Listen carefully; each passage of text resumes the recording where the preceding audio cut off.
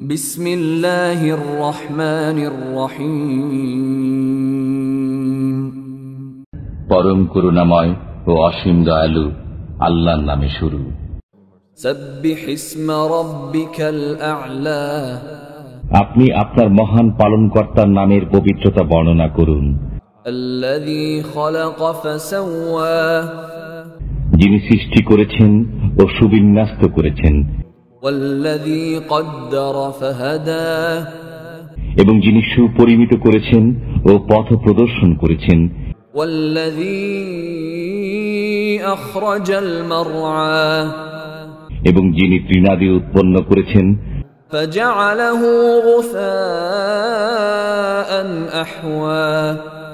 অতঃপর করেছেন তাকে কালো আবর্জনা। সানুকরিউকা ফালা তানসা। আমি আপনাকে পাঠ করাতে থাকব, ফলে আপনি বিস্মৃত হবেন না। ইল্লা মা শাআ আল্লাহ ইন্নাহু ইয়ালামুল জাহরা ওয়া মা ইয়াখফা। আল্লাহ যা ইচ্ছা করেন তা ব্যতীত নিশ্চয়ই তিনি জানেন প্রকাশ্য ও গোপন বিষয়। ওয়া নুয়াসসিরুকা লিল ইউসরা। আমি আপনার জন্য সহজ শরীয়ত সহজতর করে দেব। ফাযাক্কির ইন নাফাআতিয যিকরা। উপদেশ ফলপ্রসূ হলে উপদেশ দান করুন। সায়াযাক্কারু মান ইয়াখশা। যে ভয় করে সে উপদেশ গ্রহণ করবে। ওয়া ইয়াতাজান্নাবুহাল আশকা। আর যে হতভাগা সে তা উপেক্ষা করবে। আল্লাযী ইয়াসলান নারাল কুবরা। সে মহা অগ্নিতে প্রবেশ করবে। সুম্মা লা ইয়ামুতু ফিহা ওয়া লা ইয়াহইয়া। অতঃপর সেখানে সে মরবেও না, জীবিতও থাকবে না।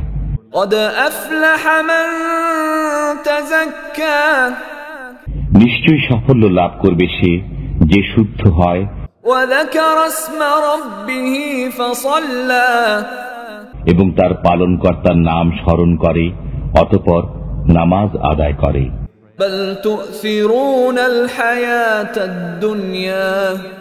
বস্তুত তোমরা পার্থিব জীবনকে অগ্রাধিকার দাও।